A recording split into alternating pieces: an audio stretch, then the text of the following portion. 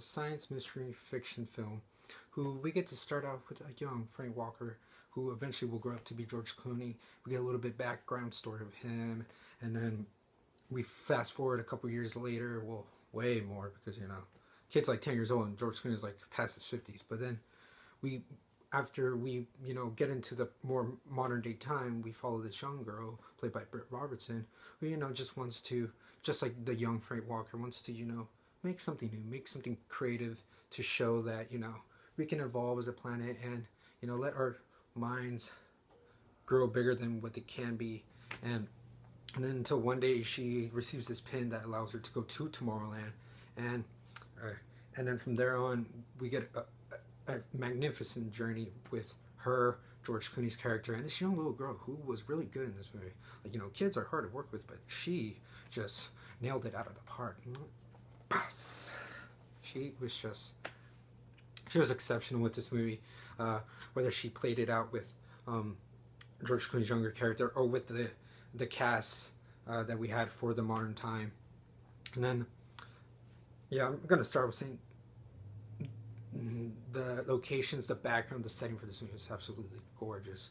Like, I actually felt like I was at the Tomorrowland ride or something. It was absolutely beautiful. It doesn't get much credit as it deserves.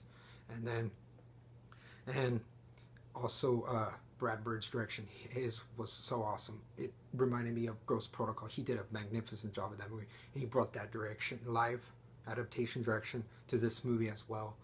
And then George Clooney, Britt Robertson, and the little girl, they're all fine.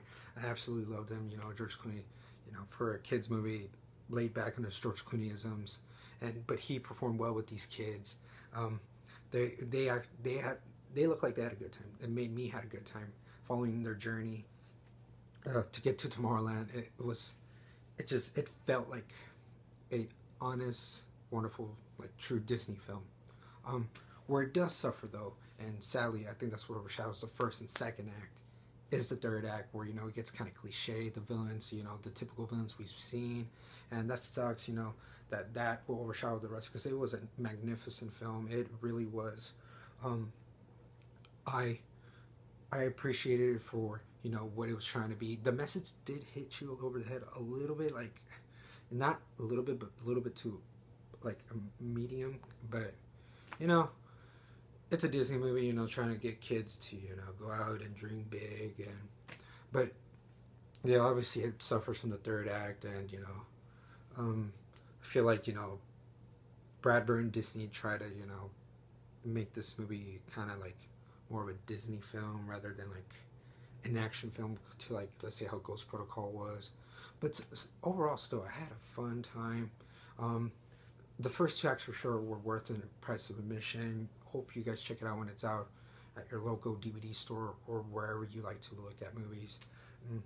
I would give this movie a B+. It's, you know, it wasn't the best summer movie, but I had a good time. What'd you guys think of the movie if you've seen it? An opinion's just a voice. I would like to hear yours in the comments below. Peace.